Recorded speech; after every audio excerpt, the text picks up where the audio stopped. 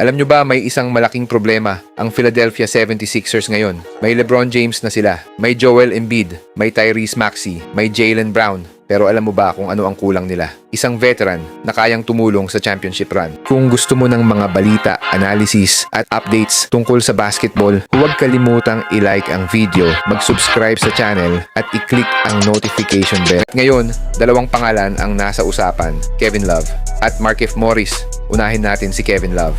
Kung pamilyar ka sa NBA nung prime years ni LeBron, alam mo kung gaano ka-importante si Love sa Cleveland Cavaliers. 4 na seasons silang magkasama at syempre, kasama rin siya sa legendary 2016 Cavaliers championship team na nag-comeback laban sa Golden State Warriors. At ngayon, matapos lumipat si LeBron sa Philadelphia, lumabas ang report na nakipag-ugnayan na ang agent ni Kevin Love sa 76ers. So basically, mukhang interesado talaga si Love na muling makasama si LeBron. Pero hindi na ito yung Kevin Love na nakikita natin nung Cleveland days. Last season sa Utah Jazz, nag-average siya ng 6.6 points, 5.8 rebounds at 0.8 assists habang nag-shoot ng 37% from 3. So oo, hindi na siya superstar. Pero may isang bagay na napakahalaga sa current 76ers. Imagine mo si Joel Embiid sa loob, LeBron at Jaylen Brown attacking the basket. Tapos nasa labas si Kevin Love na naghihintay para sa 3. Hindi man siya mag-score ng 20 points. Pwede pa rin niyang gawing mas mahirap para sa defense. Pero dito naging interesting ang story. Dahil may isang dating teammate ni LeBron na nagsabing kung may kukuha ng last veteran roster spot sa Sixers, walang iba kundi ako, ayon kay Markieff Morris. At ang pinaka-interesting, hindi lang dahil gusto niyang makalaro si LeBron.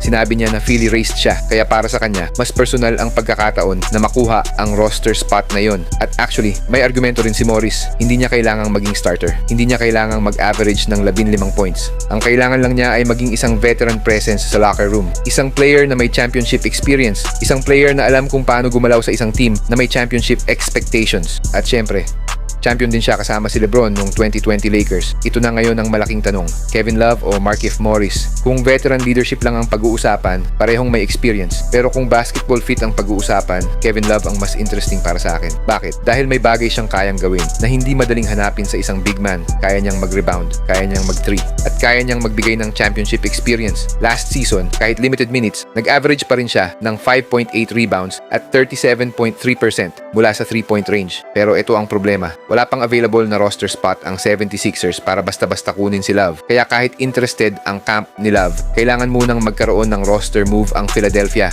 At ayon sa report, may possibility na hindi ito mangyari agad at maaaring kailangan pang hintayin ang later part ng season para magkaroon ng pagkakataon. Kaya habang naghihintay si Kevin Love, naghihintay lang si Markieff Morris at dito nagiging interesting ang situation. Dahil ang 76ers ay hindi lang naghahanap ng pangalan. Naghahanap sila ng player na makakatulong sa kanilang championship puzzle. At kung ikaw ang GM, sino ang kukunin mo? Kevin Love para sa shooting, rebounding at championship experience, o Markieff Morris para sa toughness, veteran leadership at Philly connection? Ako, Kevin Love ako. Kahit hindi na siya prime Kevin Love, mas bagay ang skill set niya sa roster na may LeBron, Embiid at Jaylen Brown. Pero baka mali ako, kaya ikaw ang magdesisyon. Love or Morris? Comment mo sa baba.